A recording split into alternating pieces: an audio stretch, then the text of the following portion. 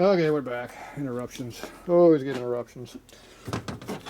Okay, so this case came in for oil leakage on the base gaskets. You can never make them seal. So right now, there's a little bit of a gap going across, but not enough to worry about, because I bolted the case together correctly.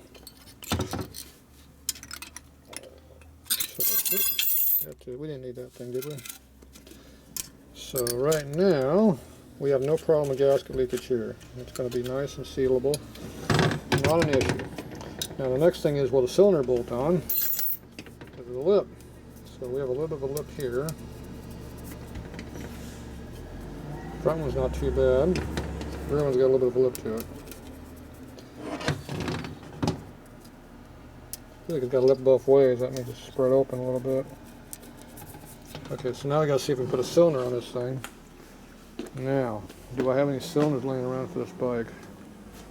Can't remember if we brought cylinders for this project or not. You know, I got some rusty ones over here. We use these. So knucklehead and panhead have the same bolt pattern, and in case you didn't know it, flatheads have the same bolt patterns too. Harley never changes anything. Okay, we're gonna use the front one because that's closest to a knucklehead. All right, let's go see if it fits.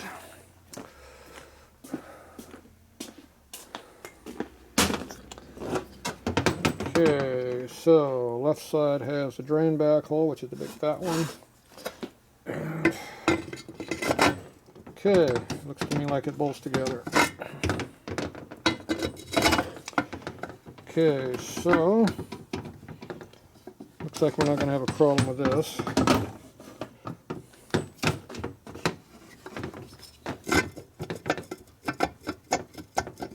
It appears to have a little clearance in there on top of it, which is good. If you can rock your cylinder back and forth a little bit, that means it's clearance in the spigot. Go both directions with it.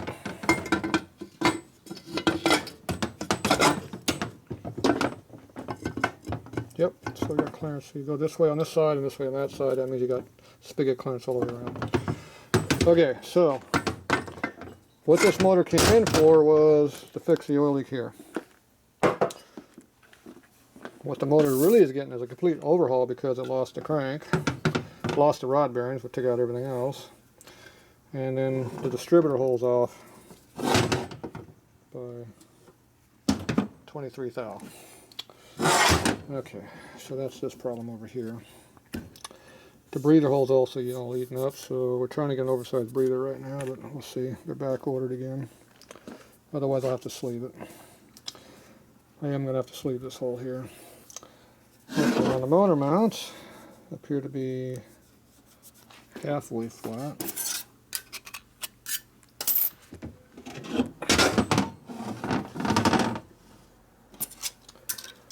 So just take your scale and check it. Seems to be pretty good. Now these aren't exactly 100% because they flex like that. Now if you come over here and get a piece of a cutting bit, tool bit, that's a 5/8 tool bit, lathe bit. Back in the old days you had to make these yourself.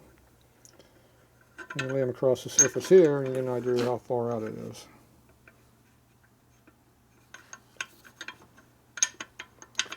Right now we got a lip on the case right there.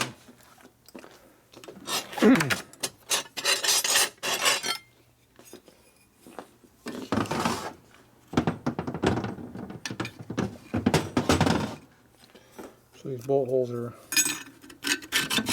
causing a problem. Let the high spot go away. So the little lip just went away. Now your bit should sit on there relatively flat, minus whatever error you got. Okay, you got a few thou error difference there. And this one here is rocking, so it's not only is an offset change, it's also got a twist to it. And that is there because some dumbass put all these stamps across here. That causes it not to be flat anymore. You get out here, it's not too bad. Okay, so if you take your file and knock down this writing a little bit, it would help. Make it easier to work with the case. It takes off the nail when you hit that.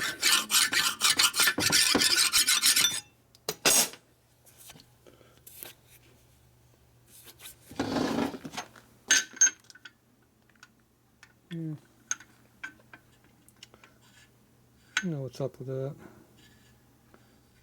Looks like it's cut away. Oh, it is. Look at that. Oh, jeez. What a joke. Look at that. They cut that like that on purpose. Dumbasses. Okay, so I guess they figured you need no motor mount past the hole because they cut that. It's all undercut. Stupid. So that's why it's flat out here. And then here, it's undercut. Yeah, undercut. Stupid. Alright, I don't like that at all. Oh well. Let's go over here.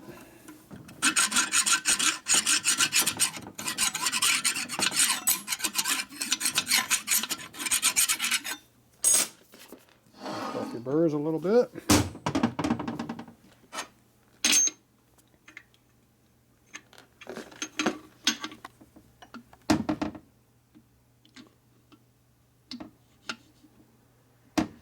It looks pretty flat. That one goes flat all the way across. Okay. Pretty flat. No rock there, a little bit here. There's a couple thou in there somewhere. So that's adequate. Okay, so the motor mounts are square. So that means the cases are pulled together correctly right now. I am not tightening these yet, they're still loose. So now I'm going to go ahead and tighten these things up because it looks like in this position they're square. Now you're supposed to have tight dowel pins here and here to do all this squaring stuff, but these cases aren't made correctly, so they are what they are. So hopefully when we actually torque these down, things stay square.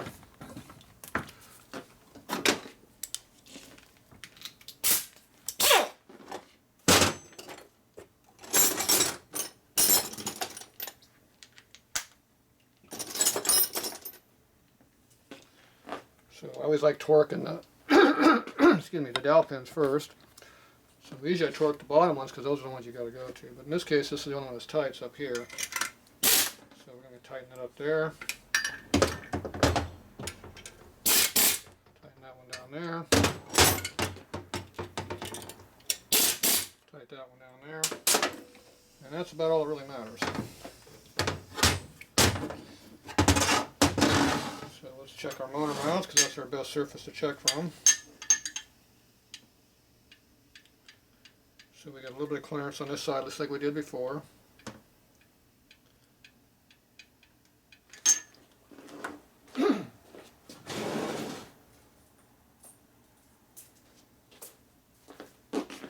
Just a 1.5 material here.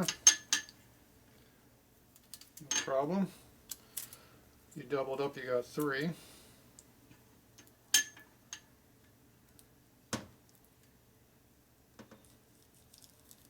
We got 3.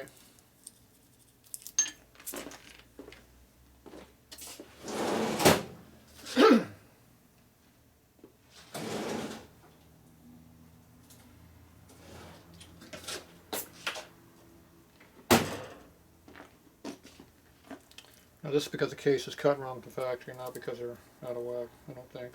I think it's because they're made wrong. Okay, here's a 5 thou. So if these go like that and feel it, it's more than that. It's almost 10. That was 8. Damn. Throat. Okay, now we're hitting on.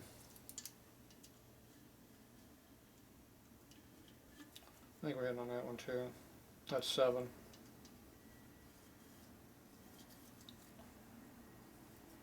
6 is not. 6 is definitely not hitting. Or 5.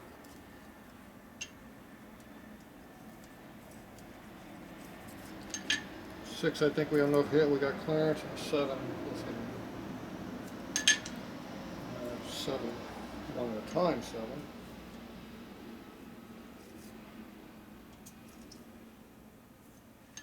Yeah. 7 hits a little bit right in this area. It's loose over here. So roughly we're 7th thou space between these two thous. So when you tighten it down on the frame, you should have a 7th thou shim on this side. That's on the right side. Assuming the frame's even square. Now we go on this side. There's space in there. This is our 1.5 thou shim.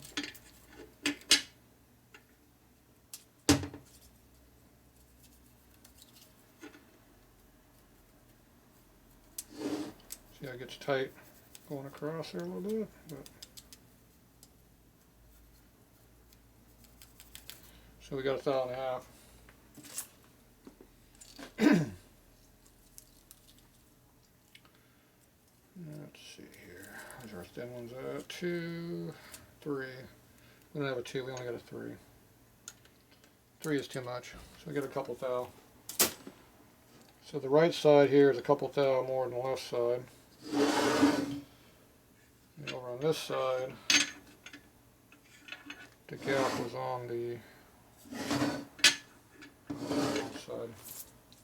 This is the left side of the case, excuse me. Okay, so got clearance on the left side here, and we got clearance on the right. So the case is slightly over just a tick. So the 2 thou that's off back here, if you put something in here and clamped on it to square it up before you tighten all this up, you could probably make the cases more even.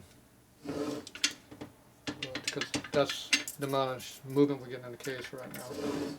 So it's not being exactly where it needs to be. So you have to do a clamping thing over here, and I don't know how good that'll even work. Never done it like that before. You just tighten it and you run them. But there's a little bit of an error in there. But this is a 6 thou out up in here, or 7 thou, and we only got a couple thou here, so this is still 5 thou different than the other. And this is perfect. So there you go. None of the stuff is all that good. So loosen this back up a little bit.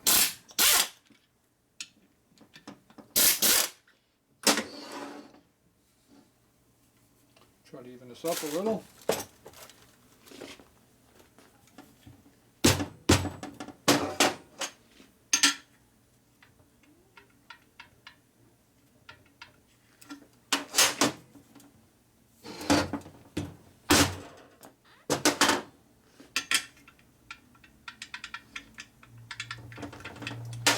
It's not wanting to move because this one here is keeping it from moving.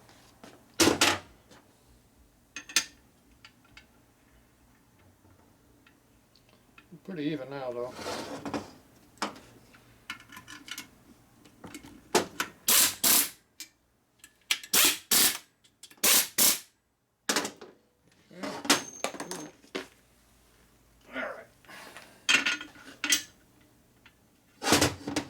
Now we're pretty flat. This is our 1.5 thou shim stock. Put that on there, put all your pressure on this side, and see it's tight.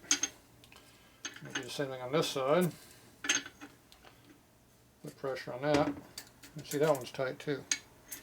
So that means that thing's pretty flat. It's within 1 thou, because it's 1.5 thou thick, so it's within 1 thou now all the way across.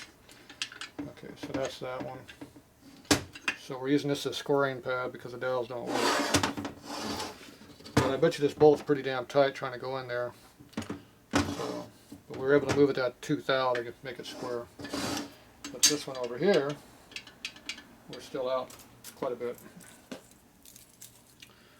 I'm going to check this again.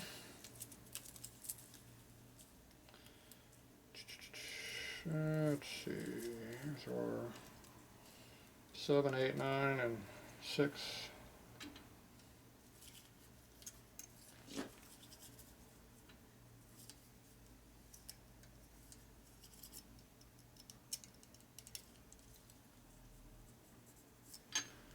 So 6 thou it's loose right here and it's tight right here. So we'll drop down to 5. 5 goes all the way across, see? So we're 6 thou out. So you should put a 6 thou shim over this, on this right side case, to keep from breaking the motor mounts off. Assuming your frame is flat. Don't be surprised if your frame is not that close. Most Harley frames are not that close. It'd be nice if they were, but oh well. Just the real world. Okay, so now I get all that in there. Now I'm going to tighten up the rest of these here.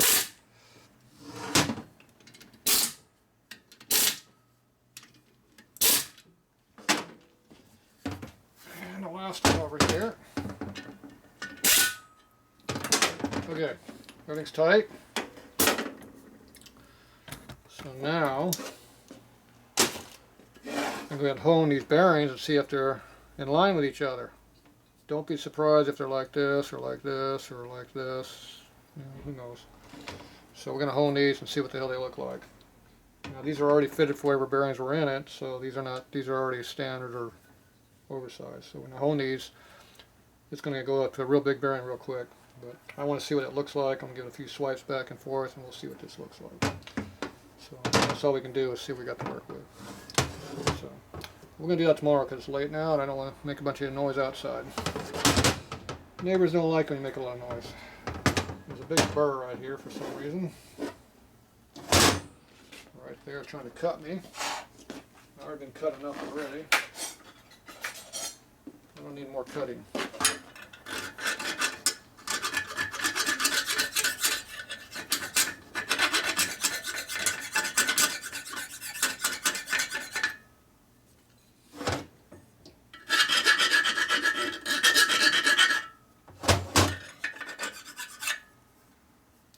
Burrs are gone.